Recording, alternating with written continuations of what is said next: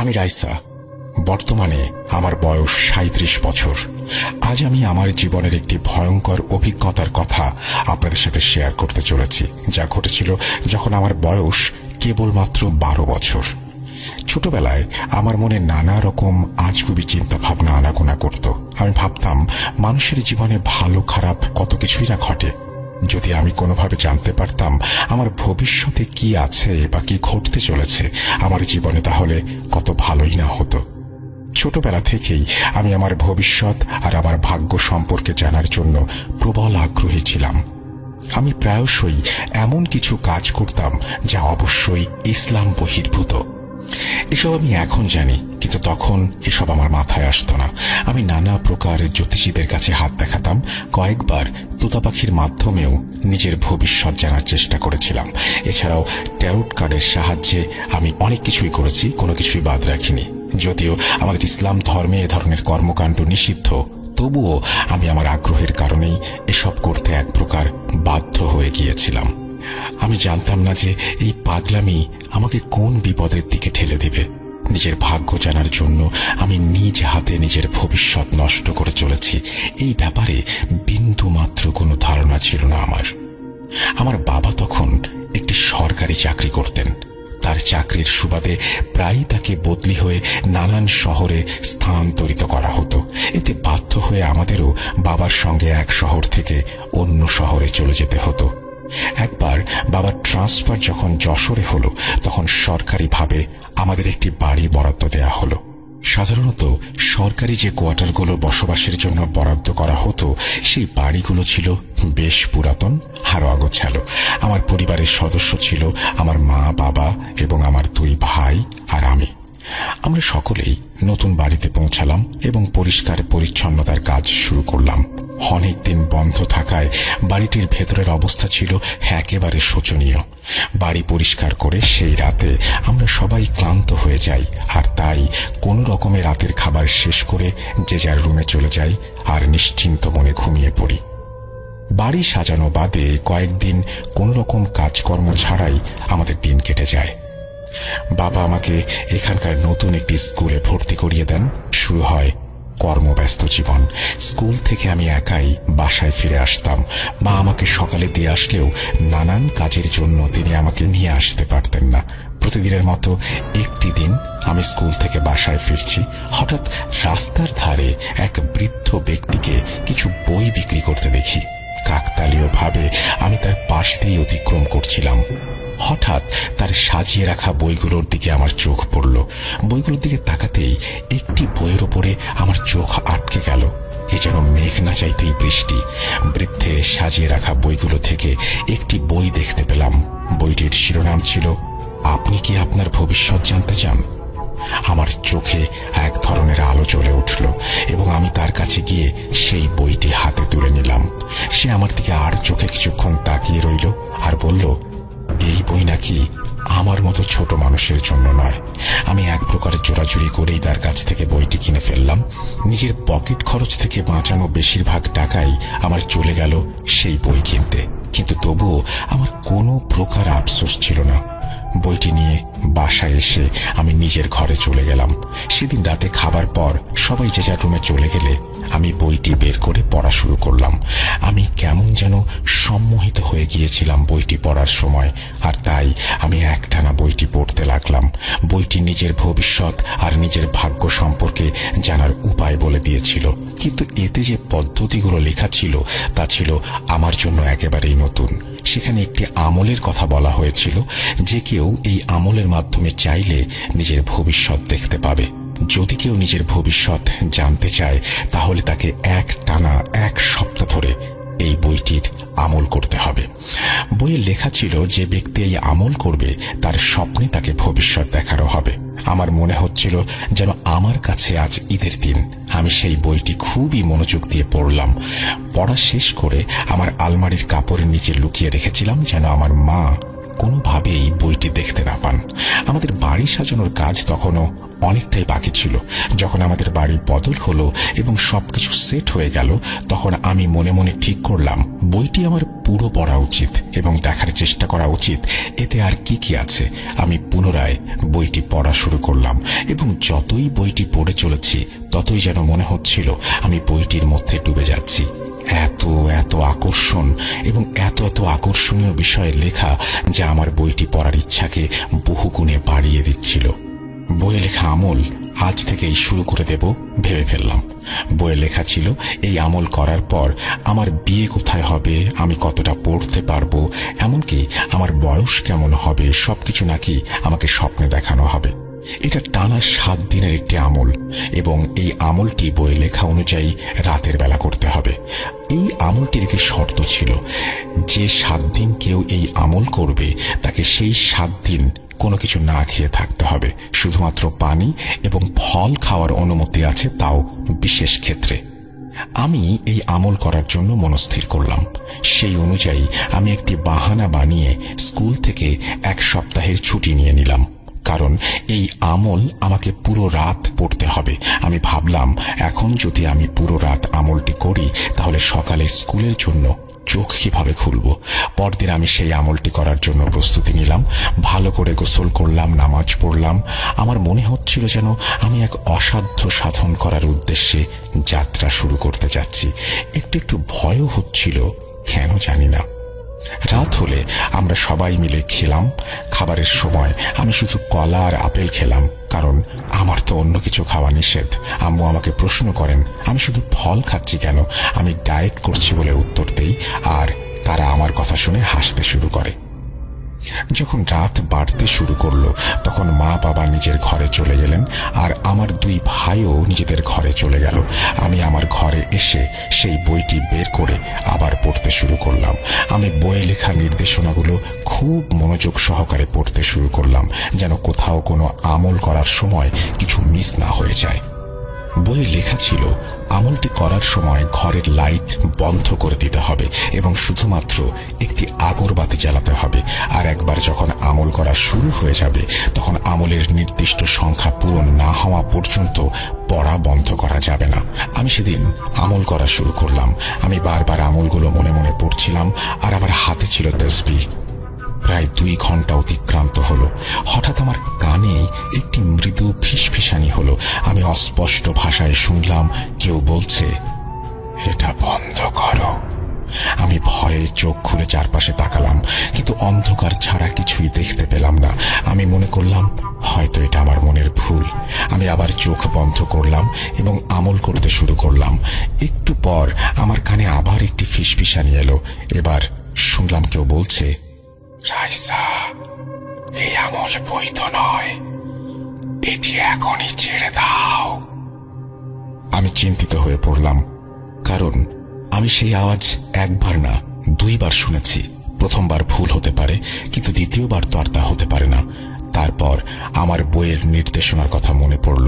বইয়ে লেখা ছিল যা কিছুই হোক না কেন আমল মাঝপথে বন্ধ করা যাবে না। আর তাই আমি আমার চোখ বন্ধ করলাম এবং দ্রুত আমলটি পড়তে লাগলাম। আমার আরো আধা ঘন্টার মতো সময় লাগলো এবং তারপর ওই আমলের সংখ্যা পূর্ণ হয়ে গেল। সেদিনের আমল সম্পূর্ণ হয়ে গেল। এখনো আরো 6 দিনের আমল বাকি ছিল। পরের 6 দিনও একইভাবে চলতে লাগলো। কিন্তু একটি বিষয় আমি বারবার অনুভব করছিলাম, আর তা হলো কোনো এক অদৃশ্য শক্তি ছিল যা আমার এই কাজের মধ্যে বারবার বাধার সৃষ্টি করছিল। কেউ আমাকে থামানোর চেষ্টা করছিল বলে আমার মনে হচ্ছিল, কিন্তু আমার শখ আমার মাথার ওপর ভালোভাবেই চড়ে বসেছিল। আমি অন্য কিছুই যেন টের পাচ্ছিলাম না। শুধু একটা চিন্তা ছিল, আর তা হলো এই কাজটা যেভাবেই হোক আমাকে সম্পূর্ণ করতে হবে। এভাবেই আমার 6 রাত চলে গেল, আর শুধুমাত্র 1 রাত বাকি। 7ম রাতে যখন সেই আমল পূর্ণ হওয়ার কথা ছিল, সেদিন আমি আবার একটি ফিসফিসানি নিজের কানে শুনলাম। আজ কেউ বলছে, রাইসা, এর জন্য তুমি অনেক পস্তাবে। এই ফিসফিসানিতে আমি অভ্যস্ত হয়ে গিয়েছিলাম, তাই আমি এটাকে বিশেষ কোনো পাত্তা দিলাম না। আমার কাজ সম্পূর্ণ হয়ে গেছে, আর এই কাজ করতে করতে সকাল 4টা বেজে গিয়েছিল। আমি নিচে জমিন থেকে উঠে আমার বিছানায় গিয়ে শুয়ে পড়লাম। মনে এক ধরনের বড় প্রশান্তি অনুভব করছিলাম। ভাবতে খুব ভালো লাগছিল। খুশি হচ্ছিলাম যে এখন আমি ভবিষ্যৎ সম্পর্কে জানার সুযোগ পাব। আমি ঘুমানোর সময় সবসময় ঘরের দরজা ভেতর থেকে লক করে রাখতাম। সেদিন রাতে যখন আমি ঘুমালাম তখন আমি স্বপ্নে দেখলাম আমার দরজার লক আপনা আপনি খুলে গেল এবং বাইরে থেকে কিছু কালো ছায়া আমার ঘরে প্রবেশ করতে লাগলো। তারা এক একজন প্রায় 11 থেকে 12 ফুট লম্বা ছিল এবং তারা সংখ্যায় ছিল প্রায় কয়েকশো জন। তারা একে একে সবাই আমার ঘরে জমায়েত হচ্ছিল। তাদের দেখে আমি প্রচন্ড ভয় পাচ্ছিলাম এবং সেই ভয়ের কারণে আমি চোখ খুলে ফেললাম। চোখ খোলার পর আমি নিজের অবস্থা দেখে নিজেই চমকে গেলাম। আমার সামনেই আমি ছায়া দেখতে পাচ্ছিলাম। আমি ঘেমে নিয়ে একাকার হয়ে গিয়েছিলাম। আমি ঠিক কি দেখেছি, ঠিক দেখেছি নাকি ভুল দেখেছি জানি না। স্বপ্ন আমার উপর এত বেশি প্রভাব ফেলেছিল যে আমি ভয়ে কাঁপছিলাম। ঘড়ির দিকে নজর দিলাম, তখন রাত প্রায় 3টা বেজে চলেছে। আমি বিছানা থেকে উঠে পানি পান করতে যাবার জন্য যখন দরজার লক খুলতে হাত বাড়ালাম তখনই বুঝতে পারলাম লক আগে থেকেই খোলা। এই অবস্থা দেখে আমি আরো চমকে উঠলাম। আমি খুব ভালো করে মনে করতে পারি আমি রাতে লক করেই ঘুমিয়েছিলাম। আমার জীবনে এমন কোনো রাত নেই যে আমি লক লাগাতে ভুলে গিয়েছি। এখন যদি কেউ এটা আমার ভয়ের কারণে ভুল ভাবছি বলে মনে করে তাহলে আমি বলবো ঘুমানোর আগে আমি 4-5 বার লক লাগিয়েছি কিনা চেক করতাম। ধরে নিলাম প্রথম রাতে আমি হয়তো ভুলই করেছিলাম, কিন্তু এর পরের দিন আবার আমি ঘুমানোর আগে 4-5 বার লক চেক করেছিলাম। লক লাগানোই ছিল, কিন্তু আবার রাত 12টার সময় আমার একই ধরনের স্বপ্ন আমি দেখতে পাই। ঘুম ভাঙে, এবারও আমি দরজার লক খোলা অবস্থায় পাই।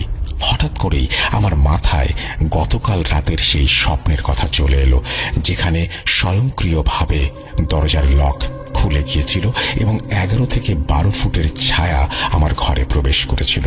এই মুহূর্তে আমি অনেক বেশি ভয় পেয়ে গিয়েছিলাম, কিন্তু পরে নিজেকে সাহস দিলাম এই বলে যে রাতে আমি ক্লান্ত ছিলাম আর হয়তো লক লাগাতে ভুলে গিয়েছিলাম।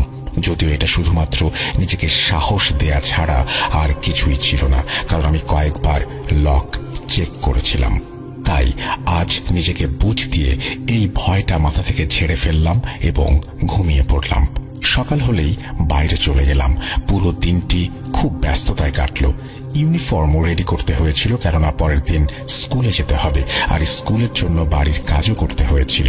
সেদিন রাতে যখন আবার ঘুমাতে গেলাম তখন আমার মনে হচ্ছিল আজ রাতে হয়তো আমাকে এমন একটি স্বপ্ন দেখানো হবে যা আমার ভবিষ্যৎ সম্পর্কে আমাকে জানাবে।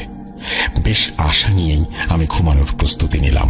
সেই রাতে আমি লকটা 4-5 বার চেক করলাম, কিন্তু যে স্বপ্নটি এলো তা আগের স্বপ্নের মতোই ছিল।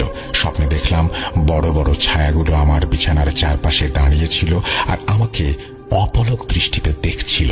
দিনের পর দিন সেই একই স্বপ্ন চলতে থাকে। একদিন স্বপ্নে দেখলাম ছায়াগুলোর মধ্যে একজন তার আঙুল দিয়ে লকের দিকে ইশারা করলো। মনে হচ্ছিল যেন সে আমাকে কিছু দেখাতে চাইছে। আমি লকের দিকে তাকালাম, লক বন্ধই ছিল।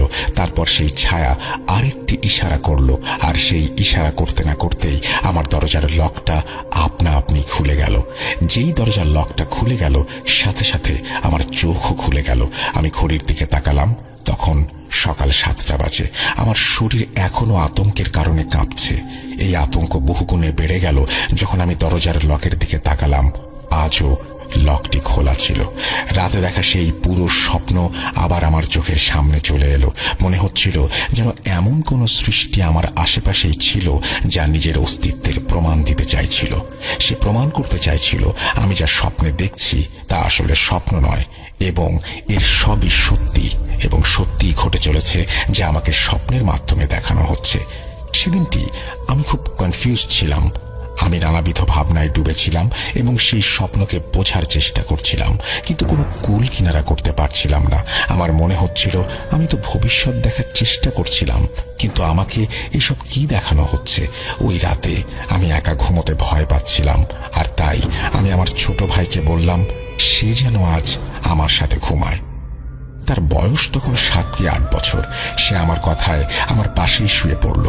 রাতে আমি স্বপ্ন দেখলাম আমার ভাই বিছানা থেকে উঠল এবং বাইরে চলে গেল। কিছুক্ষণ পর যখন সে ফিরে এলো, তার হাতে ছিল একটি ছুরি। সেই ছুরি দিয়ে সে আমার উপরে হামলা করতে শুরু করলো। আমি সেদিন রাতে চিৎকার করে উঠলাম এবং পাগলের মতো চারপাশে দেখতে লাগলাম।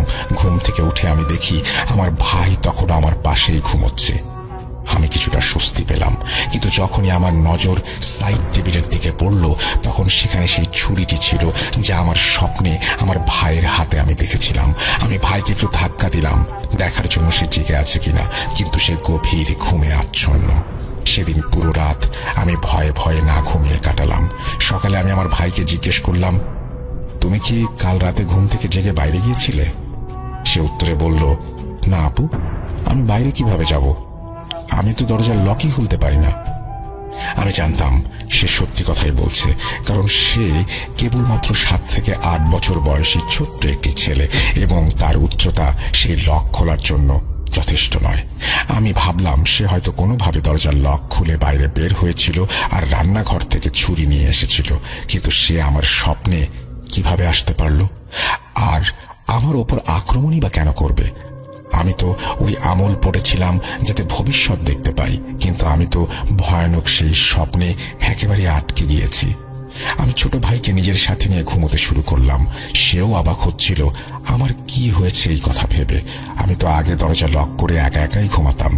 বাবা মাও বারবার জিজ্ঞেস করছিলেন আমি কেন ভাইকে নিয়ে ঘুমাচ্ছি, কিন্তু আমি কিছুই উত্তর দিতে পারিনি। যদি বাবা মা আমার করা আমল আর স্বপ্নের ব্যাপারে জানতে পারতেন, তবে তারা বুঝতে পারতেন আমি কেন ভাইয়ের সাথে ঘুমাচ্ছি। সেক্ষেত্রে নতুন এক বিপদ ছাড়া আর কিছুই হতো না। মা তো এমনিতেই আমার শখের কারণে সবসময় বিরক্ত থাকতেন আর বলতেন, মা শোনো, এই জিনিসটা ইসলাম বিরোধী। ভবিষ্যতের জ্ঞান তো শুধু আল্লাহর কাছেই আছে, আর এতে হয়তো আল্লাহর কোনো পরিকল্পনা আছে যার জন্য তিনি মানুষকে ভবিষ্যতের জ্ঞান দেননি। আর তাই আমার কাছে ভাইকে নিয়ে ঘুমানো ছাড়া আর কোনো উপায় ছিল না। মা বাবাকে তো কিছু জানানো সম্ভব ছিল না, তাই ভাইকে নিয়ে ঘুমাতাম, নিজের কাছে রাখতাম, অন্তত ভয়টা যেন একটু কম পাই।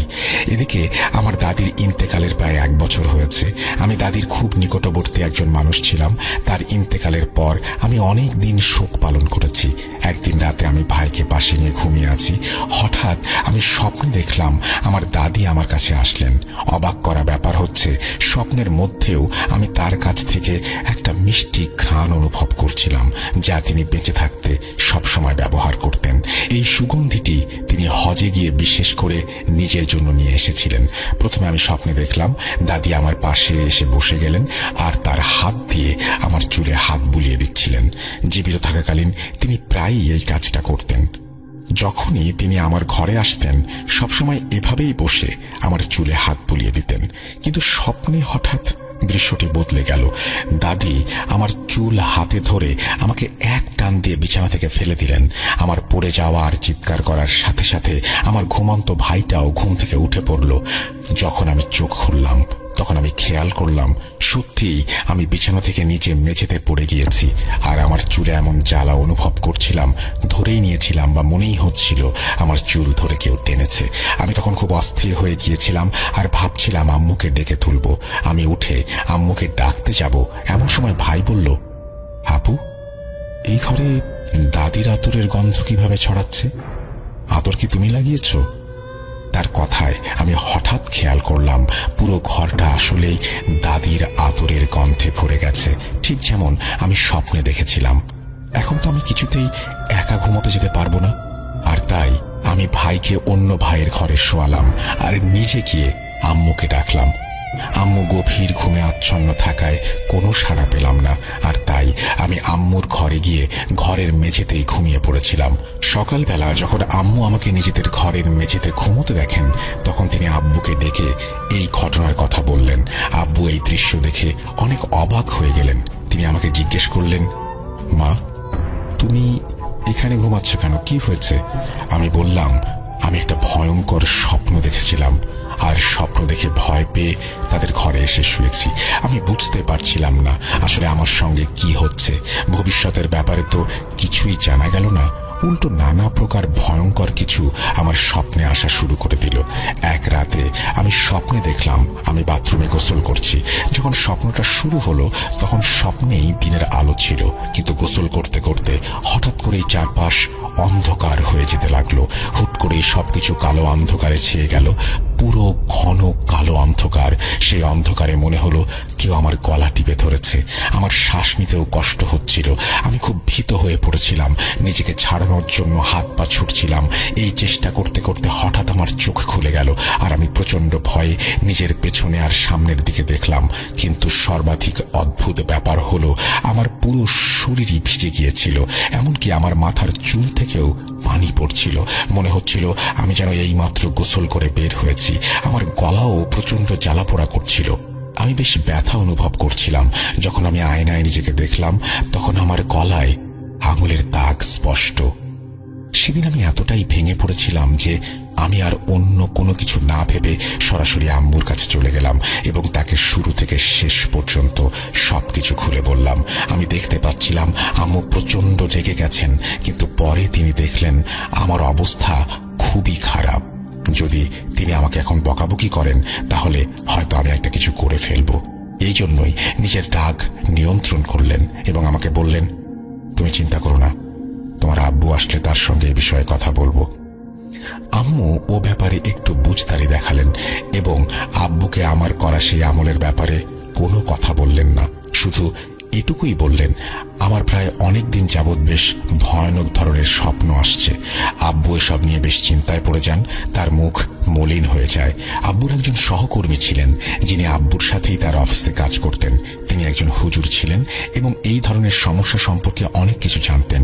নতুন অফিসে আসার পরপরই তার প্রতি সবার সম্মান দেখে আব্বু তার ব্যাপারে পিয়নকে জিজ্ঞাসা করেন। পিয়ন তাকে এই ব্যাপারে সব জানায়। আব্বু তার সাথে কথা বলেন এবং তিনি আমাদের বাড়িতে আসতে চান।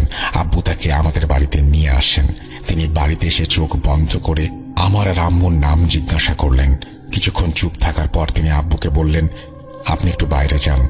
আব্বু বেরিয়ে যাওয়ার পর তিনি আমাকে প্রথম যে প্রশ্নটি করেছিলেন তা ছিল, রাইসা, সেই বইটি কোথায়? আমি আর আম্মু একে অপরের দিকে ভয়ঙ্কর দৃষ্টিতে তাকাচ্ছিলাম, এই ভেবেছে তিনি আব্বুকে বইয়ের ব্যাপারে সব বলে দেবেন না তো। এছাড়াও অবাক করা বিষয় ছিল তাকে বইয়ের ব্যাপারে আমরা কেউ কিছু জানাইনি। তাহলে তিনি কিভাবে বইয়ের ব্যাপারে জানতে পারলেন? তারপর তিনি বললেন, আরে বাবা, ঘাবড়িও না, আমি জানি তুমি তোমার আব্বুকে কিছু বলনি, এই কারণেই আমি তাকে বাইরে পাঠিয়ে দিয়েছি। তুমি দ্রুত গিয়ে আমাকে সেই বইটা এনে দাও। আমি ভেতরে গিয়ে সেই বই এনে দিলাম। বইটি নিয়ে তিনি তার ব্যাগে রাখলেন এবং আম্মুকে বললেন, আপনাদের সবাইকে কিছুদিন এক ঘরে ঘুমোতে হবে এবং চেষ্টা করতে হবে যেন আপনাদের মধ্যে কেউ আলাদা কোনো জায়গায় না থাকে। এছাড়াও রাইসার উপরে বিশেষভাবে নজর রাখতে হবে, কারণ পরের 3 দিন ওর জন্য অনেক কঠিন হবে। এরপর তিনি আমাকে উপদেশ দিতে লাগলেন। তিনি বললেন, রাইসা শোনো, আল্লাহর কাজের মধ্যে কখনোই হস্তক্ষেপ করা উচিত নয়, এতে বিপদ হতে পারে। তুমি যা করেছো তা না জেনে করেছো, কিন্তু এই কাজগুলো হচ্ছে কুফরি। তোমাকে কয়েকবার সাবধানও করা হয়েছিল, কিন্তু তুমি নিজের ভবিষ্যৎ জানার জন্য এতটাই অন্ধ হয়ে গিয়েছিলে যার জন্য তুমি কিছুই শুনোনি। এখন যা হবার তা হয়ে গিয়েছে, এসব নিয়ে আর ভেবো না। ইনশাআল্লাহ আল্লাহ সব ঠিক করে দেবেন। এরপর আব্বুর কলিগ চলে গেল। তার কথা মতোই পরের 3 রাত আমার উপর একরকম কেয়ামত শুরু হয়ে গেল। প্রথম রাতে আমি স্বপ্নে দেখলাম সেই ছায়াগুলো যা আমি আগেও স্বপ্নে দেখেছিলাম।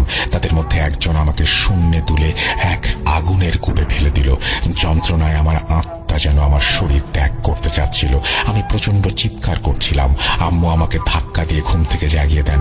আমি স্বপ্ন থেকে জেগে উঠে চিৎকার করতে লাগলাম যেন সত্যি কেউ আমাকে আগুনে ফেলে দিয়েছে এবং আমি সেখানে পুড়ে যাচ্ছি। তারপরের দিন আমার প্রচন্ড জ্বর এলো। পরের রাতে আমি স্বপ্নে দেখলাম আমার দাদি কাফনের কাপড় পরে আমার কাছে এলেন এবং আমার গলা চেপে ধরলেন। আমি জোরে জোরে হাত পা ছুটছিলাম আর আমার মা আমাকে জাগানোর চেষ্টা করছিলেন। মায়ের আওয়াজ শুনে আমি উঠে পড়লাম। আমার এমন দশা ছিল যে আমি আম্মুর হাত জড়িয়ে কান্না করতে শুরু করলাম। এই 2 রাত প্রচন্ড ভীতিকর ছিল আমার জন্য। এখন আমার ভয় হচ্ছে যে তৃতীয় রাতে না জানি আমার সাথে আর কি হবে। আমি এতটাই ভীত হয়ে পড়েছিলাম যে সেই রাতে আমার কিছুতেই ঘুমোতে ইচ্ছা করছিল না। ভবিষ্যতের স্বপ্ন দেখার শখ আমাকে মানসিক রোগী বানিয়ে ফেলেছিল। জন্মের মতো আমার ভবিষ্যৎ দেখার শখ মিটে গেল। তৃতীয় রাতে আমি না চাইতেও ঘুমিয়ে পড়লাম। ওই রাতে আমি স্বপ্নে দেখলাম ওই ছায়ারা আমার সামনে এসে পশুর রূপ নিচ্ছে। কেউ কুকুর হয়ে যাচ্ছে, আবার কেউ বিষাক্ত পোকা, কেউ আবার সাপ কিংবা বিড়াল অথবা নেকড়ে হয়ে যাচ্ছে। তারপর তারা আমার দিকে আক্রমণ করতে তেড়ে আসছে। আমি ভয় পেয়ে স্বপ্নে কালেমা আর আয়াতুল কুরসি পড়া শুরু করলাম। মনে হলো যেন আমার আখিরাতের সময় ঘনিয়ে এসেছে। আমার আয়াতুল কুরসি পড়া শেষ হলো, আর হঠাৎ করে যেন মাটি ফেটে গেল, আর সেসব পশু সেই গর্তে চাপা পড়ে গেল। তাদের গর্তে পড়ার পরই আমার চোখ খুলে গেল। সেই রাতে আমি যখন স্বপ্ন থেকে জেগে উঠেছিলাম, তারপর আমি কেন জানি না আর কোনো ভয় পেলাম না। আমার কোনো কিছুর জন্য আর আতঙ্ক অনুভব হচ্ছিল না। শরীর বেশ হালকা লাগছিল। চতুর্থ দিন আব্বুর কলিগ আবার বাসায় এলেন এবং আমাকে শাবাশি দিতে লাগলেন। আম্মু যখন তার কাছে বিস্তারিত জানতে চাইলেন, তখন তিনি শুধু একটি কথাই বললেন। তিনি বললেন, সেই দিন আমি আপনাকে কিছু বলিনি, কিন্তু আপনার মেয়ের বেঁচে থাকার সম্ভাবনা 1%-এরও কম ছিল। আর এর কারণ সে শয়তানি আমল পড়েছে। এর ফলে ওর শুধুমাত্র একটা নয়, বরং হাজার হাজার সমস্যা তৈরি হয়ে গিয়েছিল। হাজার হাজার শয়তান ওর পিছু নিয়েছিল। আর বিশ্বাস করুন, আমি নিজেও অবাক হচ্ছি এই ভেবে যে সে এখনো কিভাবে বেঁচে আছে।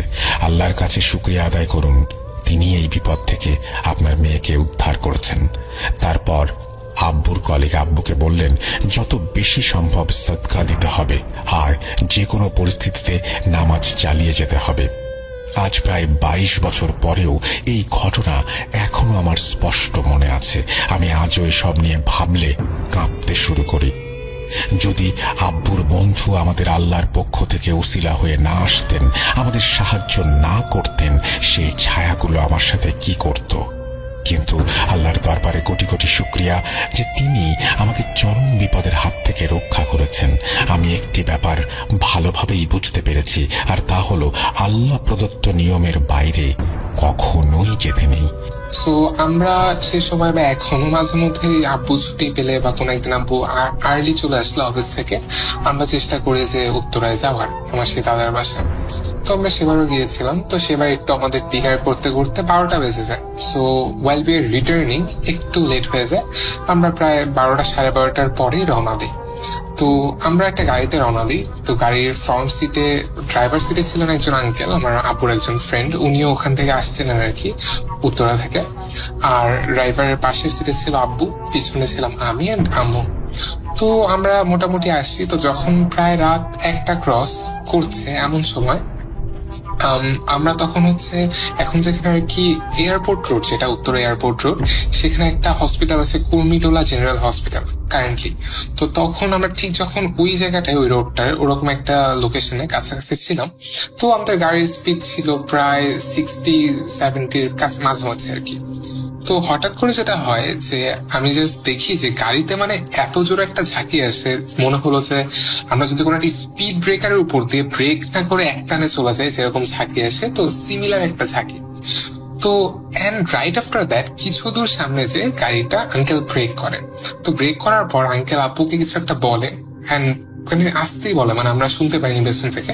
এন্ড আঙ্কেল গাড়ি থেকে নামে আব্বুর সাথে, এবং দুজন নেমে 2-3 কদম পিছিয়ে যায়। এন্ড এরপর দুইজনই আসে, এন্ড দেন আঙ্কেল গাড়িতে ওঠেন। গাড়িতে ওঠার পর আঙ্কেল যখন গাড়ি চালাচ্ছেন, আমি একটা জিনিস খেয়াল করলাম যে আমার বাবা এবং আঙ্কেল দুইজনেরই কপাল মানে অসম্ভব রকমের ঘামছে। মানে দুইজনই কোনো একটা জিনিস নিয়ে খুবই টেন্সড বা প্যানিকড। এন্ড দুইজনের ফেশিয়াল রিয়াকশন দেখে আমার মনে হচ্ছিল যে they have seen something horrific. তো এরপর যখন যাচ্ছে, আমি একটু পর নোটিস করলাম যে আঙ্কেল যে গাড়ি চালাচ্ছে, আঙ্কেল ওভার মানে কোথাও ব্রেক পর্যন্ত করছে না। আমরা সেই উত্তরার এয়ারপোর্ট রোড থেকে আঙ্কেল গাড়ি এসে এরপর নেক্সট থামান বাড্ডা রোডে। সো এই ফুল রাস্তা he didn't even brake for once. So জিনিসটা এরকমই, মানে সে এতটাই প্যানিক ছিল। তো যখন আমরা বাড্ডা রোডে আসি তখন প্রায় রাত 1:30টার কাছাকাছি বেজে গেছে। তো একটা দোকানের পাশে আঙ্কেল দাঁড়ালো, দাঁড়ানোর পরে আঙ্কেল আর আব্বু দোকানটায় গেল, আমাদের এমনি চিপস কোক এগুলো কিনে দিল, দুজন কথা বললো। তো সেই দিন রাতে আমরা বাসায় চলে আসি। তো বাসায় আসার পরে যেটা হয়, এরপর রাস্তার কোনো ঘটনা হয়নি, বাট বাসায় আসার পর দেখলাম যে আমার আব্বুর, আমি ছোটবেলা থেকে আর কি প্রেশার মাপতে পারতাম বা এই জিনিসগুলো শিখেছিলাম, বিকজ আব্বুর প্রেশারের প্রবলেম ছিল। তো সেদিন দেখলাম আব্বুর খুবই হাই প্রেশার। আব্বুর একজন ডক্টর ফ্রেন্ডকেও বললো, উনি কিছু জিনিস প্রেসক্রাইব করলো। দিন আব্বু মেডিসিন নিয়ে পরের দিন সকালে উঠে আব্বু আর অফিসে যেতে পারবো না, এতটা অসুস্থ। তো যাই হোক, সেদিন আব্বু প্রায় ঘুম থেকে উঠলো 11টার দিকে, ব্রেকফাস্ট করলো। তো এরপর যেটা বললো আসলে যে ঘটনাটা কি ছিল, ঘটনা এরকম ছিল যে যখন গাড়িটা যাচ্ছে আব্বু এবং আঙ্কেল নিজে দেখছে যে তখন তো রাসেল ভাই আসলে সে সময় অনেক ফাঁকাই ছিল রাস্তা, এখনকার মতো তো জ্যাম ছিল না। এখন মানে আজ থেকে যদি 10 বছর আগের কাহিনীও ভাবি, তো একদম ফাঁকা রাস্তা। লাইক যে লেনে আমাদের গাড়ি ছিল সেই লেনে সামনের কোনো গাড়ি নেই, বাট জাস্ট হঠাৎ করে 10 হাত সামনে, গাড়ির থেকে 10 হাত সামনে রাস্তার উপর একটা লাশ রাখা, সাদা কাফনের কাপড়ে জড়ানো। এটা আমার আব্বুও দেখেন এবং আঙ্কেলও দেখেন। আরেকটা মজার বিষয় হচ্ছে জিনিসটা, মানে এতক্ষণ ফুল রাস্তায় কিচ্ছু ছিল না, মানে literally everything is empty in front of their eyes, and suddenly 10 হাত সামনে আপনি যদি দেখেন রাস্তা ভাই যে একটা আপনার গাড়ি 60-65 স্পিডে আছেন, হঠাৎ করে সামনে একটা লাশ। সেই সিচুয়েশনে যদি আপনি ব্রেকও করেন, আপনি একটা ম্যাসিভ অ্যাক্সিডেন্ট করবেন। আমাদের 4 জনেরই মারা যাওয়ার সুযোগ ছিল, and only safe choice was to run over it, and that's what he did.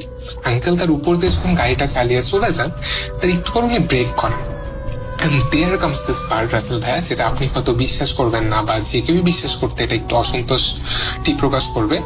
আব্বু আর আঙ্কেল যখন গাড়ির থেকে নামে, দুজন একটু সলা পরামর্শ করেই নামে, and নামার পরে দুজন নোটিস করে রাসেল ভাইয়া পিছনে কিচ্ছু ছিল না। The entire road was empty. Not a drop of blood, not a piece of white cloth. রাস্তায় কিচ্ছু ছিল না। তো আপনি জাস্ট ভাবেন, ঝাঁকিটা কিন্তু এমন না যে শুধু আঙ্কেল আর আব্বু খেয়েছে, আমি ইভেন আম্মু মাথায় একটা বাড়িও খেয়েছিল গাড়ির উপরের সাথে।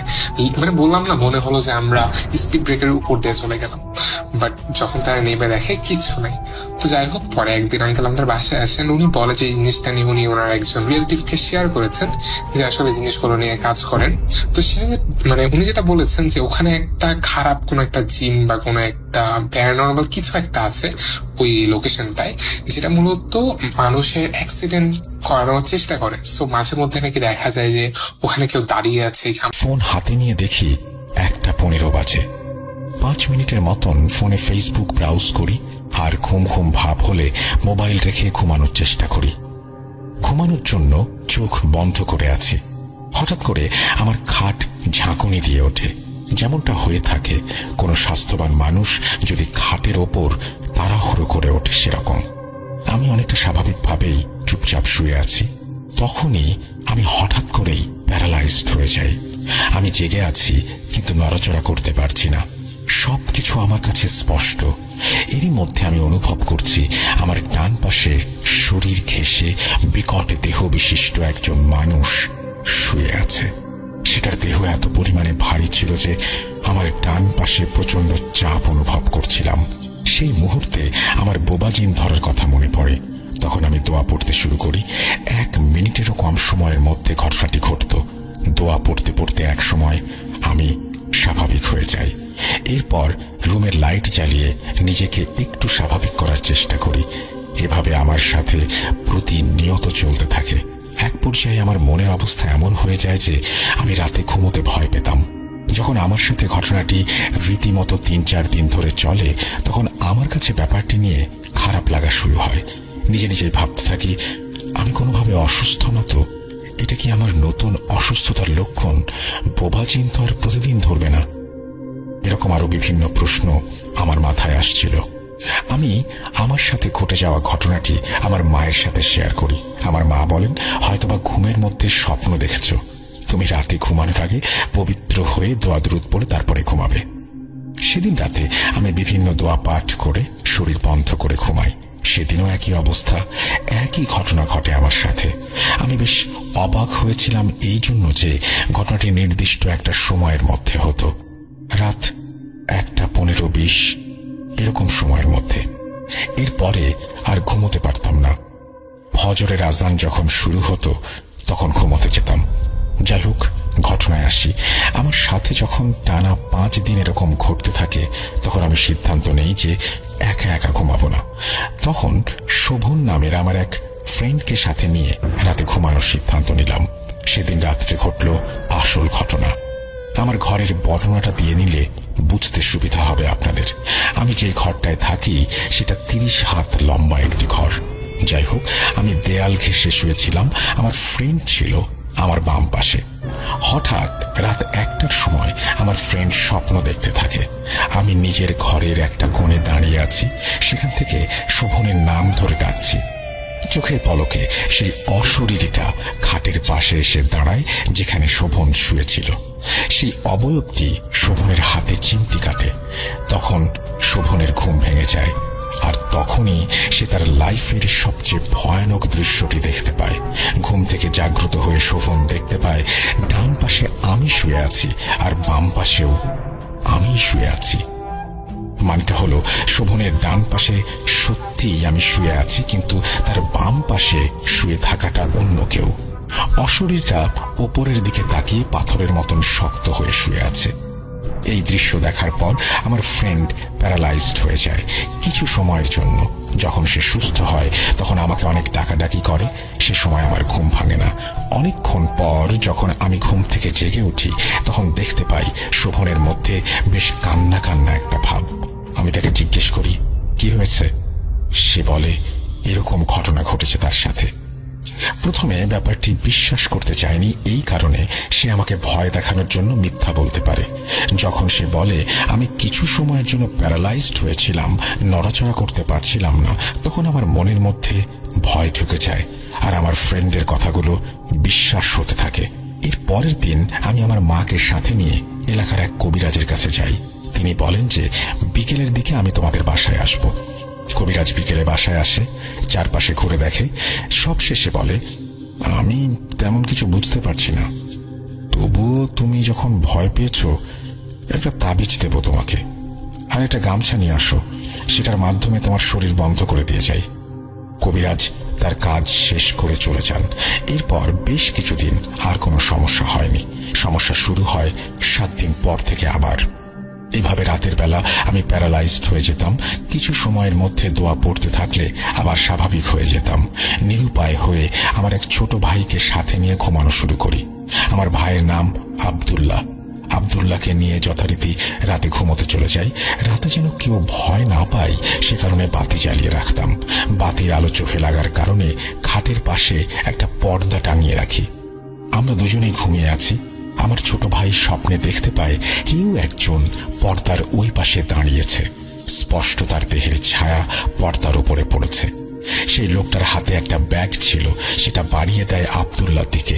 স্বপ্নের মধ্যেই আব্দুল্লাহ ভাবতে থাকে ঘরের দরজা তো লক করা, এই লোক কিভাবে ঘরের ভেতরে ঢুকলো। এই কথা ভাবতে ভাবতে আব্দুল্লাহর ঘুম ভেঙে যায়, আর তখনই সেই লোকটা পর্দা সরিয়ে উঁকি দেয়। আমার ছোট ভাই দেখতে পায় সেটা আর কেউ নয়, আমি নিজে। আর তখনই আব্দুল্লাহ প্যারালাইজড হয়ে যায়। কিছু সময় পর সে স্বাভাবিক হয়, আমাকে ঘুম থেকে ডেকে তোলে আর এই ঘটনা আমাকে বলে। তখন আমিও বেশ ভয় পেয়ে যাই। আমার আর সাহস হচ্ছিল না বাকি রাতটুকু ঘরে থাকার। আমার মাকে রুমে ডেকে নিয়ে আসি। তিনি বিভিন্ন কথাবার্তা বলে আমাকে আশ্বস্ত করে, একটু স্বাভাবিক করার চেষ্টা করে। এভাবেই চলতে থাকে প্রতিদিন। আমি বিশ্বস্ত কোনো কবিরাজের সন্ধান পাচ্ছিলাম না, এখনো জানি না। অনেকজনের থেকে খোঁজ করে দেখলাম আমাদের ইউনিয়নে 2-3 গ্রাম পরে একজন অভিজ্ঞ হিন্দু তান্ত্রিক আছে। তার কাছ থেকে বিভিন্ন চিকিৎসা নিলাম। তিনি আমাকে আশ্বস্ত করলেন আর সমস্যা হবে না। না, এরপরেও সমস্যা চলতেই থাকলো। কোনো উপায় না পেয়ে আমি একদিন রাতের বেলা প্যারালাইজ থেকে স্বাভাবিক হয়ে সালাম বিনিময় করি। বলি, আসসালামু আলাইকুম, আপনি কে?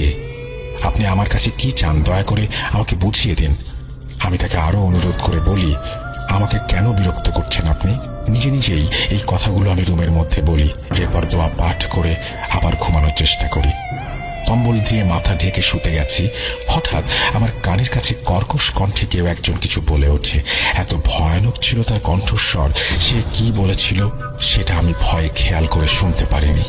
ভয়ানক সেই অক্টোবর নভেম্বর পর্যন্ত আমার অ্যালার্জিটা দেখা দিল। তো আমি ভাবলাম যে অ্যালার্জিটা প্রায় থেকে আস্তে আস্তে ডেইলি হওয়া শুরু করলো। তো আমি এত অ্যাসাইনমেন্ট সবকিছু নিজে নিজে করার পরে আমি ওইসব অ্যালার্জিতে নিজের মনোযোগ দিতে পারছিলাম না, বা চেয়েও চাচ্ছিলাম না মনোযোগ দিতে। আমি ভাবলাম যে আচ্ছা পড়াশোনাটা একটু করি, তারপর আমি হেলথের দিকে নজর দেব। কিন্তু এট দি এন্ড আমি পারলাম না, আমি নিজেকে আটকে রাখতে পারলাম না। ওই অ্যালার্জিটা হতো কি যে সন্ধ্যা হলেই সকালের আগ পর্যন্ত আমার শরীর একদম লাল হয়ে যেত, আর কেমন জানি ফুলে যেত, আর হচ্ছে খুব বার্ন করতো, খুব কেমন জানি লাগতো, মানে মনে হচ্ছে যে আমার শরীরে কেউ আগুন ধরিয়ে দিয়েছে কেরোসিন লাগিয়ে, এরকম একটা ফিল আসতো। তো আমি আমার মাকে বললাম, তো আমার মা বললো হয়তো তুমি স্ট্রেস নিচ্ছ বা ওয়েদার চেঞ্জের কারণে। আমি যে কান্ট্রিটা থাকি ওটা হচ্ছে বেশ ঠান্ডার একটা দেশ। তো আমরা যেহেতু বাংলাদেশের মানুষ, আমাদের ওয়েদার মোটামুটি একটু গরম থাকে, বা ওয়েদার চেঞ্জের কারণে আমাদের অনেকের অ্যালার্জি হয় ইউজুয়ালি। তো আমি ওটা ধরে নিয়ে আমি ভাবলাম যে আচ্ছা হয়তো ঠিক হয়ে যাবে, আমি পড়াশোনা আগে ফোকাস করি। তো আমি ফোকাস করলাম, পড়াশোনা এতটা ফোকাস করা স্টার্ট করলাম যে আমি আমার হেলথের দিকে নজরই দিলাম না। কিন্তু অগস্ট, সেপ্টেম্বর, অক্টোবর, নভেম্বরে গিয়ে আমার খুবই শরীর খারাপ হয়ে যায়। আমি আর পারছিলাম না ওই অ্যালার্জিটা নিয়ে থাকতে, বিকজ আমি ইঞ্জিনিয়ারিং পড়ছি। আমি সারাদিন অলমোস্ট রাতে ঘুম ছাড়া মোস্ট অফ দ্য টাইম আমার কম্পিউটারের সামনেই বসে থাকা লাগতো বা ল্যাপটপের সামনে বসে থাকা লাগতো, বিকজ আমার অ্যাসাইনমেন্টস যা পড়াশোনা সব কম্পিউটারের সামনে। আর আমার যেহেতু মাইগ্রেন আছে, অ্যান্ড আমি যদি প্রপার ঘুম না পাই তাহলে আমি পড়াশোনায় মনোযোগ দিতে পারবো না, বা আমি আলাদা বিহেভ করব, কারণ আমার মাথায় যে রেস্টটা দরকার ওই রেস্ট আমি পাচ্ছিলাম না। তো বলতে গেলে আমার অনেক মাস কোনো ঘুম হচ্ছে না, প্রপার ঘুম, বিকজ অফ দ্য অ্যালার্জি। আমি চেষ্টা করলাম যে আচ্ছা এবার আমি ডক্টরের কাছে যাই, কারণ এটা সহ্য করা যাচ্ছে না। তো আমি 7 দিন পরে ডক্টরের অ্যাপয়েন্টমেন্ট পেলাম। অ্যাপয়েন্টমেন্ট পাওয়ার পরে আমি ডক্টরকে বললাম যে আমার এরকম অ্যালার্জি হচ্ছে, এখন আমি কি করব। তো ও বুঝতে পারলো না কিছু, কারণ এটা খুবই নর্মাল, বিকজ আমার রাতের বেলা অ্যালার্জিটা হতো, আর আমি ডক্টরের কাছে গিয়েছিলাম সকাল বা দিনের বেলা। তো ও আমাকে বললো যে তুমি আগে আমাকে অ্যালার্জিটা দেখাও, আদারওয়াইজ আমি তো বুঝতে পারবো না। আমি ধরে নিচ্ছি যে তোমার এই অ্যালার্জিটা হচ্ছে, তো আমি তোমাকে এই মেডিসিনটা দিচ্ছি, তো আমি আশা করি যে তোমার এই মেডিসিনটা কাজ করবে। আমি আজকে রাতে ফর এক্সাম্পল আমি আজকে রাতে মেডিসিনটা খাওয়ার পরে পরের দিন থেকে আমার 105 জ্বর, ফর নো রিজন। আর আমার শরীর এতটা ব্যথা আমি বলে বোঝাতে পারবো না। আর আমি ওখানে একা থাকি। আমি ভাবলাম যে হয়তো মেডিসিনটা একটু ডিফারেন্ট, আমার শরীরে মানাচ্ছে না, তো 1-2 দিন একটু ধৈর্য ধরে দেখি যে কিরকম হয়, হয়তো সয়ে যাবে। আর না আসলে আমি ডক্টরকে আবার কল করব। আমার কোনোভাবেই 105 থেকে জ্বর নামলো না। আমার জ্বর এরকম যে বিশ্বাস করেন রাসেল ভাইয়া, আমার জ্বর এতটাই খারাপ পর্যায়ে ছিল যে সোজা কথায় বলতে গেলে একটা লাশ শুধু বিছানায় শোয়া, কিছু করতে পারছে না, কিচ্ছু না, বিছানা থেকে না নড়তে পারছে। আমার হাতে যে আমি ফোনটা নিয়ে আমি কাউকে কল করে বা আমার মাকে কল করে বলবো, আমার এই শক্তিটাও আসছিল না। আর তখন নিজে থেকে সবকিছু করা লাগবে, বিকজ আমি ওখানে একা থাকি। আর ওষুধ কোনো না কোনো ভাবে আমার উপরে কাজ করছিল না। আমরা বুঝতে পারিনি, আমি বা আমার ডক্টর বা আমার বাবা মা, যে কেন ওষুধ কাজ করছে না। তো আমি ডক্টরকে জানালাম যে আমার এরকম তো অনেক জ্বর। তো আমাকে বললো যে 4 দিন পরে যদি সেম জ্বর থাকে তো আমাকে জানাবে। যখন থেকে আমি মেডিসিন খাওয়া স্টার্ট করেছি তখন থেকে আমি দেখলাম, এটা হচ্ছে ডিসেম্বরের 7 তারিখের কথা, আমি মেডিসিন খেয়ে ঘুমালাম। ওই দিন রাতের থেকে আমি দেখলাম যে আমার আমি শেয়ার্ড অ্যাপার্টমেন্টে থাকি, যেখানে 5টা বেডরুম ছিল আমারটা সহ করে। তো আমার পাশের রুমে একটা ইন্ডিয়ান মেয়ে থাকতো। তো মেয়েটার সাথে আমার টুকটাক কথা হতো, অত বেশি কথা হতো না। আর ইউজুয়ালি কেউ কারো রুমে আসে না পারমিশন ছাড়া, দরজা লক থাকলেও দরজা খোলা থাকলেও কেউ কারো রুমে পারমিশন ছাড়া আসতে পারে না। তো এটা একটা প্রাইভেসির ব্যাপার। তো ওই আমি রাতের বেলা আমার ঘুম খুবই হালকা ছিল। তো আমি রাতের বেলা ঘুম থেকে অযথাই উঠে যেতাম। উঠে গিয়ে আমি চশমা পরি, তো চশমা ছাড়া আমি একটু ঝাপসা ঝাপসা দেখি। তো আমি দেখলাম যে আমি যেই কোনায় আমার বেড, আমি যে রুমে থাকি ওই রুমে যেই কোনায় আমার বেড, ওই বেডের একদম উল্টো পাশে যে কোনাটা আছে কর্নার, ওই কর্নারে একটা মেয়ে দাঁড়ানো, যেটা পুরোপুরি হুবহু আমার পাশের রুমে যে ইন্ডিয়ান রুমমেট ওর মতো দেখতে। কিন্তু ওর ফেসটা আমি দেখতে পাচ্ছিলাম না। আমি ধারণা করে নিচ্ছি যেটা ওর বডি স্ট্রাকচার একদম ওর, কিন্তু ফেসটা আমি দেখতে পাচ্ছি না।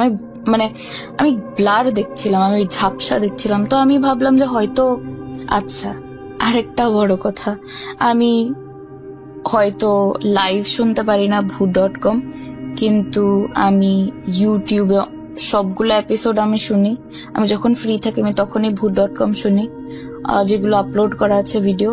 তো আমি ভাবলাম যে হয়তো আমি এইসব স্টোরিজ শুনছি বললে আমি হয়তো হ্যালুসিনেট করছি, বিকজ আমি একা একা থাকি, বা হ্যাঁ আমার মনের ভুল। সেম কথাটা আমার মাও বললো যে হয়তো তুমি ভূত.com বেশি শুনছো, তোমার হ্যালুসিনেশনের বেশি প্রবলেম হচ্ছে হয়তো, বিকজ তুমি একা একা থাকো, স্ট্রেস নিচ্ছ, দ্যাটস ওয়াই হয়তো তুমি এরকম কিছু একটা দেখছো। ফাইন, আমিও অত মাথা ঘামালাম না। আমি দোয়া পড়ে আমি ঘুমিয়ে গেলাম। ঘুমিয়ে যাওয়ার পরে তারপর আমি আস্তে আস্তে ওই মেয়েটাকে, আমি যে মেয়েটাকে দেখতাম আমার রুমের কর্নারে, আমি ওকে প্রায়ই দেখা স্টার্ট করলাম আমার অসুস্থতার পরের থেকেই। আমি খালি দেখতাম যে ও ওখানে দাঁড়িয়ে আছে, কোনায় কিছু করছে না, ও জাস্ট দাঁড়িয়ে আছে। তারপর 13 ডিসেম্বর আমি আমার ডক্টরকে ফোন দিলাম, আবার ওরা ফোন ধরলো না কোনো একটা রিজনের কারণে। তো ওরা আমাকে বললো ওরা আমাকে কল ব্যাক করবে। তো ওরা আমাকে কল ব্যাক করে একজন নার্স বললো, ফার্স্টেই ডক্টর আমাদের হেল্প করে না, ফার্স্ট একজন নার্স আমাদের সাথে কথাবার্তা বলে, যদি বেশি সিরিয়াস হয় তখন একটা ডক্টরের কথা বলে। তো নার্সটা আমাকে বললো যে এখানকার আমরা যেরকম বাংলাদেশে নাপা খাই, তো এখানকার একটা লোকাল প্যারাসিটামল আছে, তুমি ওইটা 4 বেলা খাও, যেটা হচ্ছে 1200 মিলিগ্রামের, যেটা অনেক পাওয়ারফুল। তো আমি তো উঠতে পারছি না, বা আমি কিনতেও যেতে পারবো না। আমি আমার রুমমেটকে আমার ফ্ল্যাটমেটকে বললাম যে তুমি একটু আমাকে কষ্ট করে এটা এনে দাও, আমি তোমাকে পে করে দিচ্ছি। ফাইন, ও আমাকে এনে দিল। ওটা খাওয়ার পরেও আমার কোনো কাজে দিল না, কিন্তু ওটা খাওয়ার পর আমি আবার ওই মেয়েটাকে তো দেখছি, কন্টিনিউয়াসলি আমি ওই মেয়েটাকে দেখছি, কিন্তু মেয়েটাকে আমি দেখতাম যে একটা জায়গায় দাঁড়িয়ে আছে। কিন্তু তারপরে দেখা স্টার্ট করলাম যে আমার রুমে একটা ডাইনিং টেবিল ছিল, রুমটা বেশ বড় ছিল। তো ডাইনিং টেবিলে আমি যেই মগ দিয়ে পানি খেতাম, তো আমি দেখতাম যে ওই মেয়েটা আমার দরজা বন্ধ ওই অবস্থায় সে এসে হাঁটাচলা করছে আমার রুমের মধ্যে। আবছা আলো, তখন সন্ধ্যার সময় আলো, আমি দেখতে পাচ্ছি আমার রুমে কি হচ্ছে না হচ্ছে। আমি দেখলাম যে ওই মেয়েটা এসে আমার ডাইনিং টেবিল থেকে পানি খেয়ে আবার ওই দরজা বন্ধ অবস্থায় সে আমার দরজা থ্রু করে চলে গেল, দরজার মাঝখান দিয়ে সে বেরিয়ে গেল। এই জিনিসটা বারবার হচ্ছে, এটা আমি পরেও দেখলাম যে এরকম হচ্ছে।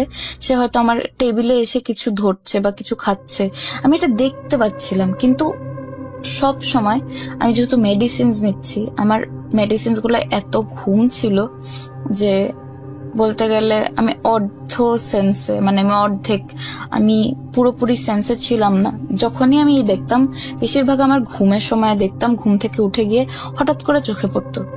তো তখন শরীর আমার আরো নিচে যাচ্ছে, আস্তে আস্তে আরো খারাপ হয়ে যাচ্ছে, অ্যালার্জিও হচ্ছে, আমি মেডিসিনও খাচ্ছি, এত মেডিসিন খাচ্ছি যে আমার অ্যালার্জিতেও কোনো কাজ হচ্ছে না, আমার শরীর উল্টো খারাপ হয়ে যাচ্ছে। তারপর ডক্টর আমাকে 19 তারিখে ফোন করলো, বললো যে তোমার জ্বর কি ঠিক আছে? তুমি তো প্যারাসিটামল খাচ্ছিলে। আমার নার্স আমাকে বললো, তো তোমার কি জ্বর কি রকম? তা আমি বললাম যে আমার জ্বর একদমই কমেনি, আমার জ্বর ওরকমই আছে। তো বললো তাহলে you should definitely visit the emergency room. তো আমি বললাম যে আমি তো হাঁটাচলা করতে পারছি একটু একটু, তো ইমার্জেন্সিতে যাও কি বেশি জরুরি? তো বললো তোমার জ্বরটা আমরা একটু চাচ্ছি তোমার উপরে কিছু টেস্ট করতে, বিকজ তোমার মেডিসিন কাজে দিচ্ছে না। তো একটা কাজ করো, তুমি ইমার্জেন্সিতে চলে যাও। আমার বাসা থেকে ইমার্জেন্সি 1 কিলোমিটারের একটু উপরে। তো আমি যে সিটিতে থাকতাম ওখানে মানুষজন হাঁটা চলা বেশি প্রিফার করে। তা আমি আস্তে ধীরে স্নো এর মধ্যে স্নো পাড়িয়ে পাড়িয়ে গেলাম, ইমার্জেন্সিতে গেলাম। যার পরে ওরা তো মাথা ঘামায়নি, ফার্স্টে হয় কি নার্স দেখে, নার্স দেখার পরে ডক্টর দেখে যদি বেশি ইমার্জেন্সি থাকে। আমাকে একটা নার্স দেখলো, ও অতটা ভালো ইংলিশ বলতে পারলো না। তো আমাকে বললো তুমি একটু জ্বরটা মাপো, আমি একটু দেখি। আমার জ্বরটা মাপলো, আমার জ্বরটা মাপার পরে ওরা তো সেলসিয়াসে দেখে, আমার জ্বর দেখালো যে 39 ডিগ্রি সেলসিয়াস। প্রথমে ডক্টর আমাকে বললো তুমি আবার একটু মাপো তো, না নার্স ছিল, তো আমাকে বললো তুমি একটু আবার মাপো তো। আমি মাপলাম, তো নার্স আর আমাকে কিছু বললো না, ওর সাথে সাথে রুম থেকে বেরিয়ে ডক্টরকে ডেকে আনলো। ডক্টর আমাকে বললো যে তুমি একটু বসো তো, বসে আমাকে বলো তো তোমার সাথে কি হচ্ছে। আমি বললাম যে এরকম এরকম। আমাকে বললো যে আমি কি করেছি আজকে সারাদিনে, আমি এখানে কিভাবে আসছি, কি খেয়েছি, কি ওষুধ খাচ্ছি। আমাকে এমনি নর্মাল কথাবার্তা জিজ্ঞেস করছে, জাস্ট টু ডাইভার্ট মি, যেন আমি খারাপ ফিল না করি। আমাকে বললো যে তোমার তো অনেক জ্বর, তুমি এখানে আসছো কি করে? আমি বললাম যে আমি সুন্দর মতো হেঁটে হেঁটে আসলাম। ও প্রথমে আমাকে অনেকগুলা টেস্ট করালো আমার উপরে, কিন্তু কোনো কিছু ধরা পড়লো না, কোনো কিচ্ছুই ধরা পড়লো না, যেটা আরো কষ্টের ব্যাপার। ওরা আমাকে আরো মেডিসিন দিল, মেডিসিন দিয়ে বললো যে আস্তে আস্তে মেডিসিনের ডোজগুলো আমরা বাড়াবো যদি তোমার মেডিসিনসগুলো কাজ না করে। প্রতিটা মেডিসিন বলতে গেলে 150 মিলিগ্রামের উপরে, যেটা খুবই হাই, খুবই হাই। ভালো কথা, আমি গেলাম, আমাকে ওরা অ্যাম্বুলেন্স করে বাসায় পৌঁছে দিল আর বললো যে ওষুধগুলো আছে ওই ওষুধগুলোই কন্টিনিউ করতে আনটিল 7 দিনের মধ্যে যদি ওই ওষুধে কাজ না হয়, সেম হেলথ থাকে, তাহলে আমার ওষুধ চেঞ্জ করে দিবে। আর ওরা ধারণা কিছু কিছু টেস্ট করলো, ব্লাড টেস্ট করে আমাকে বললো যে ওরা ধারণা করছে অ্যাজ কিছু ধরা পড়েনি। তো ওরা বললো হয়তো 13 দিনের আগে ধরা পড়বে না বা ভুল দেখাচ্ছে, আমি চেষ্টা করবো যে তুমি আরো 7 দিন মেডিসিনটা নাও, তারপর আমরা আরো ভালোভাবে বুঝতে পারবো টেস্ট করে। তো ওরা ধারণা করলো যে আমার কোনো ধরনের ব্লাড ডিজিজ বা ব্লাড ইনফেকশন এরকম হয়েছে। তো স্বাভাবিক একটা মানুষ, আমি এখানে একা একা থাকি, আমি পড়াশোনা করতে গিয়েছি, এন্ড আমি যদি ওখানে গিয়ে এটা ফিল করি যে আমি এতটাই অসুস্থ, বাবা মার কাছ থেকে দূরে, আমার কাছে জিনিসটা একদমই নর্মাল হবে না। তো আমি ওই মেডিসিনসই নিচ্ছি। পরে আমি বললাম যে আমার কোনো উন্নতি আসছে না। তো ওরা বললো একটু কষ্ট করে কন্টিনিউ করো 3 তারিখ পর্যন্ত, তারপর আমরা দেখব। আর এখানে ওরা আমাকে ওষুধ খেতে বললো, অ্যান্ড বললো যে প্যারাসিটামল 4 বেলা খেতে, যেটা 1200 mg, খুবই হাই পাওয়ারের। তো ঠিক 31 ডিসেম্বরে আমি আমার ইন্ডিয়ান রুমমেটটার কথা যে বললাম, ও আমাকে বললো যে তুমি কি করবে, আমি তো এই দেশে নতুন এসেছি, অ্যান্ড নিউ ইয়ার সেলিব্রেশন খুব বড় করে করে এরা, ফায়ারওয়ার্কস হয়। তো তো দেখলাম 31 ডিসেম্বরে আমি গেলাম। ভালো কথা, আমি ওদের সাথে বেরোলাম 12টার সময়। তো আমি বললাম যে তোমরা থাকো, বিকজ তখন ওখানে -29 ডিগ্রি সেলসিয়াসের মতো ছিল, এই কনকনা শীত আর স্নো পড়ছে কন্টিনিউয়াসলি। তো আমি বললাম যে আচ্ছা তোমরা থাকো, আমি বাসায় চলে যাই, কারণ আমার খুব ঠান্ডা লাগছে আর আমার এমনিতে শরীর ভালো না। তো বললো আচ্ছা তুমি চলে যাও, আমরা পরে আসবো। তো আমার আমরা তো একটু শব্দে থেকে অভ্যস্ত, তো এই দেশে খুবই নিঃশব্দ, মানে কোনো শব্দ হয় না, সব চারোদিকে একদম সাইলেন্ট। তো হলো কি যে আমি সবসময় আমার ল্যাপটপ অন রাখতাম 24/7, এভরি টাইম এটা অন থাকতো। হয়তো কোনো মেডিটেশন সাউন্ড অথবা কোনো সূরা আমি ছেড়ে ঘুমাতাম। ওই দিন মেডিটেশনের সাউন্ড ছাড়া ছিল। আর আমার রুম সবসময় ডার্ক থাকে না, আমার রুমে কোনো না কোনো লাইট জ্বালানোই থাকে না কিছু ক্রিসমাস লাইট, মানে রুমে কি হচ্ছে আমি ওটা দেখতে পারবো, স্পষ্ট দেখতে পারবো। 31 ডিসেম্বরে আমি যখন বাসায় চলে আসলাম, আমি জানি না ওরা বাসায় আসছে কি আসেনি, হঠাৎ করে আমি ঘুমের মধ্যেই ফিল করলাম যে কেউ আমার দিকে খুব কাছের থেকে আমার দিকে তাকিয়ে আছে। আমি জানি না সবার মধ্যে এই সেন্সটা কাজ করে কিনা, কিন্তু আমার মধ্যে এই জিনিসটা খুবই কাজ করে। কেউ যদি আমার আশেপাশে আমার দিকে তাকায়, আমার মনে হয় যে আমি বুঝতে পারছি যে কেউ আমার দিকে তাকাচ্ছে বা এরকম কিছু। তো আমি হঠাৎ করে চোখ খুলে ফেললাম। আমি বাম কাত হয়ে শুয়েছিলাম, আমি চোখ খুলে ফেললাম। চোখ খুলে আমি জাস্ট দেখলাম যে আমার চোখের বরাবর যে নজরটা যাবে, আমি দেখলাম একটা মেয়ে, মানে যে মেয়েটাকে আমি দেখতাম ওই মেয়েটাই আমার খুব কাছে।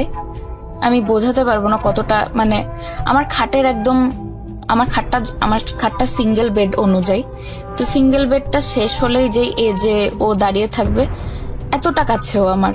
আর আমি বাম কাঁধ হয়ে শুয়েছে, আমার বাম পাশেই দাঁড়িয়ে আছে, দাঁড়িয়ে আমার দিকে। তো আমি যখন, আল্লাহ মাফ করো, আমার এখনো গুজ বাম্পস চলে আসছে যখন আমি ভাবছি যে ওই জিনিসটা আমার সাথে একসময় হয়েছিল। তো আমি ওর শরীর দেখতে পেলাম, আমার বোঝা বাকি নেই যে ওখানে ওই মেয়েটাই, আমি যে মেয়েটাকে দেখতাম। তো আমি আস্তে আস্তে আমার চোখের দৃষ্টিটা একটু উপরে নিলাম। উপরে নিয়ে আমি দেখলাম যে ওই মেয়েটার দৃষ্টি পুরো আমার উপরে। আমার থেকে এক হাতও দূরে থাকবে না, ওর ফেসটা এতটা কাছে। ও ঝুঁকে আমার দিকে আমাকে দেখছে। এন্ড ওর ফেস কিরকম জানি, ওর কোনো ফেস ছিল না, খুবই জঘন্য একটা চেহারা ছিল। আমি বোঝাতে পারবো না, আমার গলা কাঁপছে এখন, আই এম সো সরি। আমি জাস্ট ওর দিকে তাকিয়ে থাকলাম। তখন আমার মনে হলো যে আমি হয়তো স্বপ্ন দেখছি। আমি চোখ বন্ধ করে আবার চোখ খুললাম, না, ওই জিনিসটা ওখানেই দাঁড়ানো, আমার দিকে এক নজরে তাকিয়েই আছে। আমি আবার চোখ বন্ধ করলাম, আবার চোখ খুলে আবার চোখ বন্ধ করলাম। তখন আমি শিওর হয়ে গেলাম যে ওখানে কিছু না কিছু একটা আছে, এটা সত্যি, আমি ড্রিম দেখছি না, আমি স্বপ্নে না। তখন আমি ভাবলাম যে আমার এখন চিৎকার দেওয়া উচিত বা আমার রুমমেটদেরকে ডাকা উচিত, কিন্তু ওই সময় আমি দেখলাম আমার বোবা ধরা বলে যে আমার ভয়েস কাজ করছে না, আমি গলা থেকে কিছু বলতে পারছি না, চেয়েও আমি কিছু বলতে পারছি না। আর আমার শরীর পুরো প্যারালাইজড এর মতো হয়ে গেল, পুরো অবশ হয়ে গেল। আমি জানি না কিভাবে এটা ডিসক্রাইব করব। তারপরে আল্লাহ মাফ করুক, আমি কোনো দোয়া পড়তে পারছিলাম না, আমার মুখে কোনো দোয়া আসছিল না, যেখানে আমি সব দোয়া পড়তে পারি। আমার মুখে কোনো দোয়া আসছে না, আর আমি ওই জিনিসটাকে দেখেই যাচ্ছি। ও জাস্ট আমার দিকে তাকিয়ে আছে আর আমি ওর দিকে তাকিয়ে আছি। জাস্ট কি বলবো, ও নড়ছেও না, ও জাস্ট আমার ঝুঁকে আমার দিকে তাকিয়ে আছে। আমি খালি দেখতে পাচ্ছি ওর চোখের মনিটা এদিক ওদিক নড়ছে। আমি বোঝাতে পারবো না ওর ফেসটা কিরকম, আই এম সো সরি। আর তখন যখন আমি মনে করলাম যে আমার বডি প্যারালাইজড হয়ে যাচ্ছে, আমি চিৎকার করতে পারবো না বা আমি কাউকে ডাকতে পারবো না, আমি তখন ফিল করলাম যে আমার শরীরের, আমি জানি না আমি কেন এই জিনিসটা ফিল করলাম, আমার শরীরের উপরে দুইটা শরীরের ভার চলে আসলো, আমি এরকম ফিল করলাম। তো মনে হলো যে ভার আস্তে আস্তে আমার শরীরের সাথে মিশছে, আর ওই মেয়েটা আমার দিকে তাকিয়েই আছে। জিনিসটা আমার খুবই খারাপ লাগলো, খুবই খারাপ লাগছিল ওই টাইমে। আমার তাও আয়াতুল কুরসি মনে পড়ছিল না, আমি সব দোয়া পারি, আমি তাও বলতে পারছিলাম না কিছু। শেষমেশ আমার লা ইলাহা ইল্লাল্লাহ মনে আসলো। আমি 4 বার পড়ার পরে, ঠিক 4 বার পড়ার পরে আমি হঠাৎ করে দেখলাম, আমরা যেরকম ক্যামেরা জুম করলে ব্লার হয়ে একটা একটা কনস্টেবল একটা ছবি আসে না, ওরকম দেখলাম যে জুম করার পরে হঠাৎ মানে কিভাবে বুঝাবো, মানে ওই 4 বার আমি লা ইলাহা ইল্লাল্লাহ পড়ার পর আস্তে আস্তে মনে হলো আমার শরীর থেকে 2টা শরীরের ভার আস্তে আস্তে উঠে যাচ্ছে। ওঠার পরে সাথে সাথে আমি দেখলাম যে মেয়েটা আস্তে আস্তে ফেড হয়ে গেল, আশেপাশে মিলিয়ে গেল। আমি জানি না কিভাবে মিলিয়ে গেল। তো আমি ওই অবস্থায় আমি ধরে নিতাম যে এটা আমার স্বপ্নের কথা, কিন্তু না, আমি যখন লা ইলাহা ইল্লাল্লাহ বারবার পড়ছিলাম, আমার আস্তে আস্তে শরীরের ভার যখন আস্তে আস্তে কমা শুরু করলো, আমি উঠে বসলাম। উঠে বসে আমি আমার ল্যাপটপে দেখলাম যে কয়টা বাজে, তখন দেখলাম 3:13 বাজে আমার ল্যাপটপে। আমি উঠে ওই অবস্থায় ওয়াশরুমে গেলাম। ওয়াশরুম ইউজ করে আমি আবার ফেরত এসে ঘুমানোর চেষ্টা করলাম। আমার তো ঘুম আসবে না। আমি আমার মাকে ফোন করে বললাম যে মা, জানো আমি এরকম এরকম দেখলাম, আমি না এরকম আর দেখতে চাই না, একটু আমাকে কিছু বলো, আমি কি করব না করব। আমার মা সেই নর্মাল ভাবে বললো যে তুমি হয়তো স্ট্রেস নিচ্ছ, বেশি চিন্তা ভাবনা করছো, একা একা থাকো, আবার অসুস্থ, হয়তো এর কারণে তোমার মাথায় এটা বেশি কাজ করছে, আর তুমি এসব হরর স্টোরিজ শোনা বন্ধ করো, কারণ তুমি একা থাকো, আমরা এখানে দেখার মতো নেই।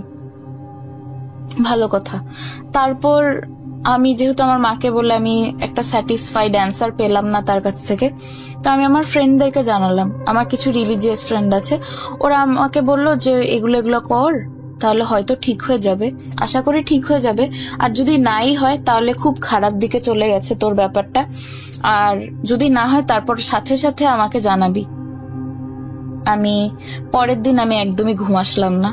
আমি প্রতিটা লাইট জ্বালানো ঘরের, যেন আমার সামনে যদি কিছু থাকেও আমি যেন টের পাই, বা আমি যেন ডিম লাইটে না দেখতে পাই ওই জিনিসটাকে।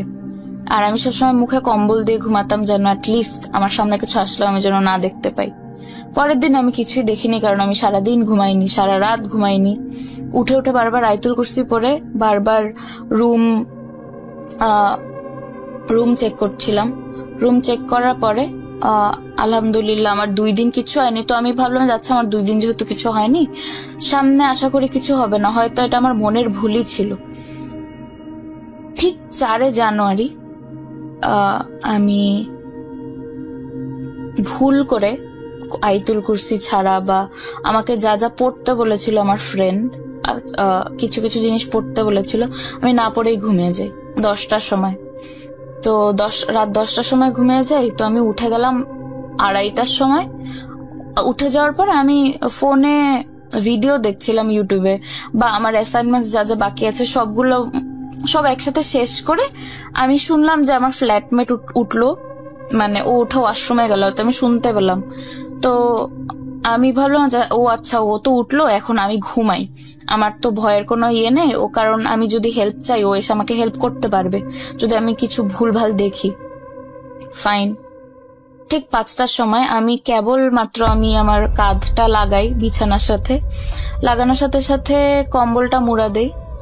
আর আমার রুমের দরজা কিন্তু লকড, আর আমাদের বাসা হচ্ছে গার্লস অ্যাপার্টমেন্ট, এখানে কোনো ছেলে অ্যালাউড না। আমি তখন ফিল করলাম যে আমার চোখ বন্ধ করার সাথে সাথে আমার সাথে আই ফেল্ট যে আমার বডি আর আমার ভয়েস একদম প্যারালাইজড। আমি শিওর ছিলাম, এত ইনস্ট্যান্টলি আমার ফিল আসলো, আমি এটা কিভাবে আসলো আই ডোন্ট নো। আমার বডি একদম প্যারালাইজড, আমার ভয়েস একদম নাই। আমি ভাবলাম যে আমার এখন খারাপ কিছু একটা ফিল করব, আমার রুমমেটকে বা আমার ফ্ল্যাটমেটকে ডাকা উচিত। পারলাম না, আমি পারলাম না, আমার ভয়েস নেই। আমাকে আবার বোবায় ধরলো। ওই মোমেন্টটা আমি আবার ফিল করলাম যে আমার বডিতে 2টা জিনিস বসে যাচ্ছে। এতদিন আমি একটা মেয়ে দেখা সত্ত্বেও আমি ওই দিন ফিল করলাম যে আমার শরীরের উপরে কেউ ভর দিয়ে, একটা ছেলে আমার উপরে শুয়ে আছে বা ভর দিয়েছে। আমি আমার গলার মধ্যে, আমার থুতনির নিচে যে পার্ট, ওইখানে আমি ফিল করলাম যে একটা ছেলের যেরকম খাড়া খাড়া চুল থাকে, ওই চুল আমি ফিল করলাম, খোঁচা খোঁচা চুল আমার গলায় লাগছে। কতটা বিচ্ছিরি। আর ওই জিনিসটা আমার পুরো শরীরে ভর করে শুয়ে আছে, আমি এরকম ফিল করতেছিলাম। তারপর আমি আয়াতুল কুরসি পড়লাম, কাজে দিল না। আয়াতুল কুরসি আমি 3বার পড়ার পর আস্তে আস্তে মনে হলো যে ওই জিনিসটা নিজের থেকে সরে যাচ্ছে, লাইক ভর দেওয়া অবস্থায় আস্তে আস্তে হাত পা সরিয়ে ফেলছে, এরকম ফিল হচ্ছিল আমার। আমি সাথে সাথে কম্বলটা সরিয়ে দেখলাম যে এতক্ষণ তো আমার বডি একদম শক্ত ছিল, যখন আস্তে আস্তে আমার শরীর ছাড়া স্টার্ট করলো, তো আমি কম্বল সরিয়ে দেখলাম যে আমার রুমে কি কেউ আছে নাকি, বা ইজ দেয়ার সামওয়ান। কিন্তু রুমে আমার কেউ ছিল না, আমার দরজা লক করা, কেউ আসেনি। আমার রুম চারপাশে চেক করলাম, কিন্তু কেউ ছিল না। আমি আর পারলাম না, বিকজ জিনিসটা খুবই ভয়ঙ্কর। আর কারণ আমি একা একা থাকি, আমার কাছে জিনিসটা খুবই খারাপ দেখায়। আর আমার কাছে অবভিয়াসলি খুব খারাপ লাগবে যখন আমি ফিল করবো একটা ছেলে আমার উপরে ক্রল করে শুয়ে আছে। এই জিনিসটা খুবই খারাপ, যাকে আমি দেখতেও পাচ্ছি না। আমি আমার মাকে বললাম, আমার মা বিশ্বাস করলো না। আমি একটু স্ট্রং বা আমি একটু ইমোশনস কম দেখাই, তো আমার মাকে বললাম, সে বিশ্বাস করলো না। যেহেতু আমি আমার মার কাছে কান্না করে দিলাম যে আমি আর পারবো না, আমি এই জিনিসটা দেখতে পারবো না বা আমি ফিল করতে চাই না। আমার মা তখন বুঝতে পারলো যে আমি হয়তো সত্যি বলছি বা এটা স্ট্রেসের কারণে না। তো আমার মা বললো, আচ্ছা আমি আমাদের মুফতির সাথে কথা বলি, তারপর দেখি উনি কি বলে। আমাদের মুফতির সাথে কথা বলার পরে উনি বলল যে তুমি যখন মুফতি আমার সাথে যখন কথা বলছিল ফোনে পরের দিন, তো উনি বলল যে তোমার আশেপাশে যেটাই আছে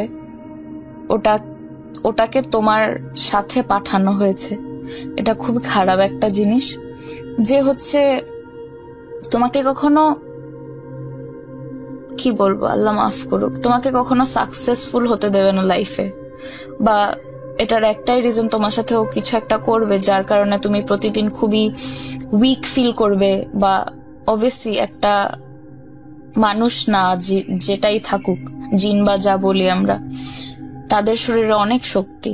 অবভিয়াসলি আমরা ওদের থেকে স্ট্রঙ্গার হতে পারবো না, ওদের শরীরে অনেক বেশি শক্তি। অ্যান্ড ওরা যদি আমাদের হার্ম করার চেষ্টা করে ইন এনি আদার ওয়ে, আমরা অবভিয়াসলি উইক হয়ে যাব, স্বাভাবিক ব্যাপার। যার কারণে আমি এতদিন এতটাই অসুস্থ হয়ে যাচ্ছিলাম জাস্ট বিকজ অফ দ্যাট। আর এটা ওরকম কোনো জিন ছিল না যে আপনাকে পছন্দ করে বা আপনার প্রতি অ্যাট্রাক্টেড হয়ে এসছে, না। কেউ এই জিনিসটাকে আপনার কাছে পাঠিয়েছে যেন আপনি সাকসেসফুল না হতে পারেন।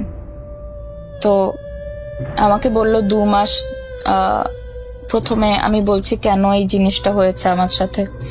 প্রথমে হচ্ছে 2 মাস আমাকে বলল যে এইসব জিনিস করে তুমি রুম বন্ধ করে রাখবে, মানে আমরা দোয়া পড়ে রুম বন্ধ করে রাখি, শরীর বন্ধ করে রাখি, ওই জিনিসটা আমাকে প্রতি রাতে করতে বললো। আমার রুমের চার কোনায় পানি ছিটিয়ে, আমার রুমের বিছানায় পানি ছিটিয়ে আমার শরীর বন্ধ করে তারপর ঘুমাতে। অবশ্য আমাকে বললো যে এটা মিস করো না, এটা 2 মাসের একদিনও মিস করবে না, বিকজ ওই জিনিসটা খুবই ক্ষিপ্ত হবে। তুমি যখন নিজের শরীর বন্ধ করবে, যখনই তুমি শরীর বন্ধ করে দিবে, ও চান্স পেলেই তোমার খুব বড় ক্ষতি করবে। আমি 2 মাস করলাম টানা। আল্লাহর রহমতে আমি আর কিচ্ছু দেখিনি। 4 জানুয়ারির পর আমার শরীরেও আর কোনো অ্যালার্জি হয়নি। আর যে ওষুধগুলা খাওয়া হয়েছিল ওগুলা তো কোনো রিজনে খাওয়া হয়নি। ওই ওষুধগুলো আমার শরীর অনেক খারাপ করে দেয়। এখন আমি বলতে গেলে মোটামুটি অসুস্থ ওই ওষুধগুলোর কারণে, বিকজ আমার কোনো রোগ ছিল না। আর এই জিনিসগুলো ডক্টররা বিলিভ করে না। আরো এটা হচ্ছে ইউরোপিয়ান ডক্টরস, এরা তো আরো আগে বিশ্বাস করে না প্যারানর্মাল জিনিসপত্রে। আমি এখন বলতে গেলে খুব খারাপ পজিশনে। আল্লাহ মাফ করুক। কেন মানুষজন ব্ল্যাক ম্যাজিক করে?